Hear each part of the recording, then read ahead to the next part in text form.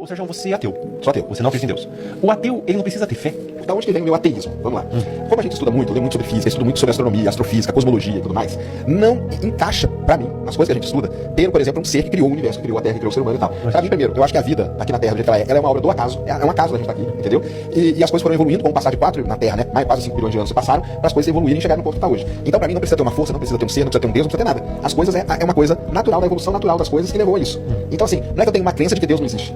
Eu tenho uma crença de que a evolução natural levou as coisas a serem do jeito que elas estão hoje, entendeu? Então não precisa ter uma força, um ser, uma mente, nada pra fazer aquilo. Ô Sérgio, eu sou cristão, eu sou católico. E eu quero que você desmistifique pra mim um dos argumentos do cristianismo que é mais, na minha concepção, acertados. Que é as coisas pra gerar vida na Terra são muito bem pontuadas. Muito bem pontuadas. A Lua tá numa posição certa, extremamente certa. A Terra... A quantidade de oxigênio e de nitrogênio tem que ser exata. A quantidade tem que ser exata. Tudo tem que ser exata. É tão raro, tão precioso, que na minha concepção só pode ter sido Deus. Isso aí, cara. Qual que é a sua concepção? Eu quero que você... A minha concepção é o acaso, cara. É mesmo? É o acaso. Mas é tão precioso. É 0,00001. Mas é o acaso, não é zero. Não tem um. Mas esse é o argumento aí, o argumento que todo mundo usa contra mim, entendeu? Quando eu falo assim, e aí até o pessoal fala, pô, os ateus ficam bravos comigo, por quê? Porque quando eu vou explicar o lance da vida inteligente na Terra, eu falo exatamente isso, ó, pessoal. Pra vida inteligente na Terra, tem que ter a Lua do jeito que é, o Sol do jeito que é, Júpiter. Tudo certo. Tudo certinho. Aí o pessoal, você fica provando pros caras que Deus existe. Mas isso é o acaso? Pra mim é o acaso, cara. Pra mim é o acaso. Ei, bebezinho, eu sou o Oráculo e recebi um vídeo aqui que é a pura nata do embate entre a ciência crua e o desejo humano desesperado de se sentir especial no meio do nada cósmico, onde o Serjão Sacani, com aquela paciência de quem explica física quântica pra uma porta, tenta mostrar pro host católico que o universo não foi decorado por um arquiteto divino só pra gente existir. Mas o menino insiste que a Lua tá ali porque alguém mediu com régua. E é exatamente aí que a sua reflexão entra rasgando o véu da ignorância com uma motosserra de lógica afiada. Bebezinho, porque você pegou o ponto que a maioria ignora enquanto fica vibrando gratidão pro universo achando que ele é delivery de milagre.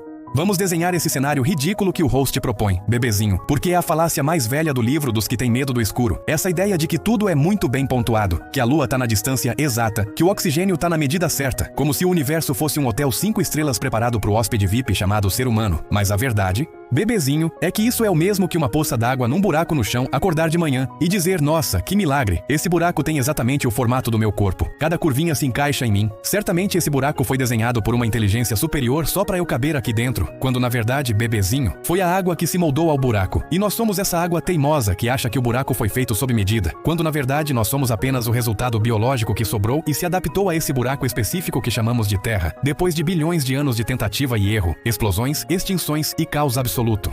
A sua visão, bebezinho, de que a vida só é assim porque as condições são assim, é o que chamamos de princípio antrópico levado a sério e sem misticismo barato, porque se a Terra fosse um planeta feito de amônia e metano, e se a vida tivesse surgido lá, os seres de lá não estariam respirando oxigênio e achando o nosso ar um veneno mortal. Eles estariam agora num podcast alienígena dizendo, nossa, que milagre, o metano está na concentração exata pra gente viver. Se tivesse oxigênio, a gente morria queimado. Então Deus deve ser feito de gás metano. Percebe a arrogância, bebezinho, de achar que a nossa forma de vida baseada em carbono, que precisa de água líquida e uma temperatura fresquinha. É a única forma possível de existência no universo, sendo que nós somos limitados pela nossa própria biologia para entender o que diabos é a vida de verdade. Você tocou num ponto crucial sobre a relatividade da existência, bebezinho, porque se a gente for analisar friamente, a maior parte da história da Terra não teve oxigênio na atmosfera. O oxigênio foi, na verdade, um subproduto tóxico, um lixo biológico das cianobactérias que causou a primeira grande extinção em massa, o grande evento de oxigenação. Ou seja, o que hoje você respira e agradece aos céus dizendo que foi pontuado por Deus. No passado, foi o peido mortal que matou quase tudo que existia. E a vida que sobrou foi a que aprendeu a lidar com esse veneno corrosivo e usá-lo como combustível. Então não venha me falar de design inteligente e harmonioso quando a história da evolução é um massacre contínuo, onde a gente só está aqui porque nossos ancestrais foram os melhores em não morrer no meio do lixo tóxico dos outros.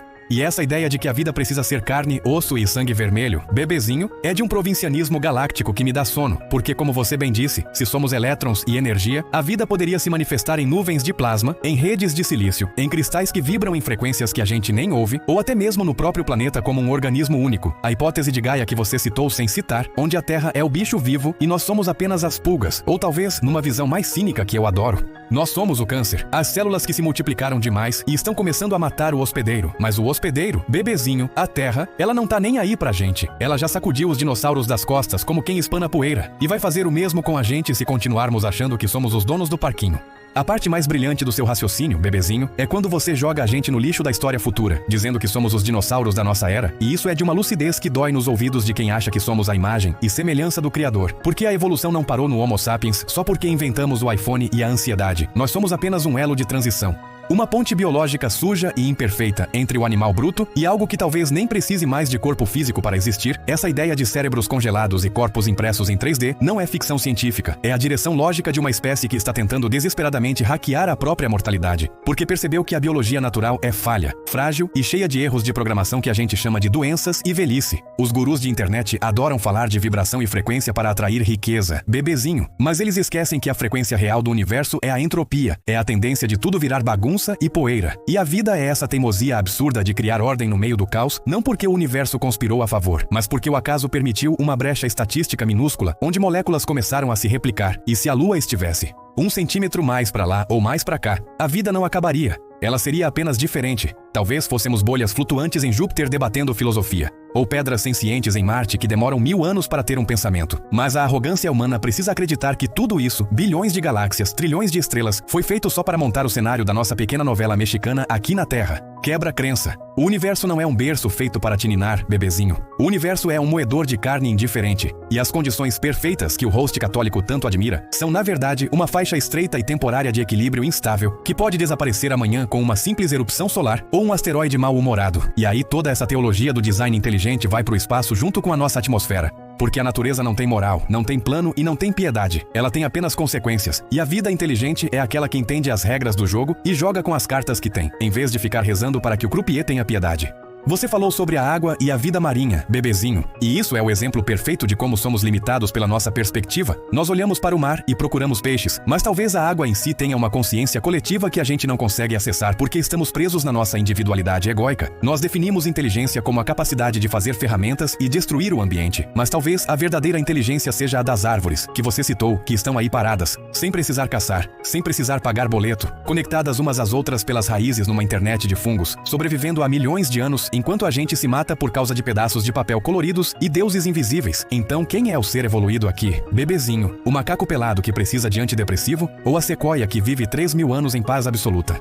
Nós somos a exceção, bebezinho, não a regra. E essa necessidade de acreditar num criador que preparou o terreno é apenas o nosso medo infantil de aceitar que estamos sozinhos e que a responsabilidade pela nossa sobrevivência é nossa e de mais ninguém. Não adianta mentalizar a cura do planeta se você continua consumindo como um gafanhoto. Não adianta vibrar na frequência do amor se você não entende que a biologia é competição e cooperação brutal. E o futuro, como você bem disse, pode não ter nada a ver com essa carne que apodrece. O futuro pode ser silício, pode ser luz, pode ser dados trafegando numa rede cósmica. E nós, com nossos deuses e rituais, seremos olhados por esses futuros seres da mesma forma que olhamos para as bactérias no nosso intestino. Úteis, mas primitivos demais para conversar.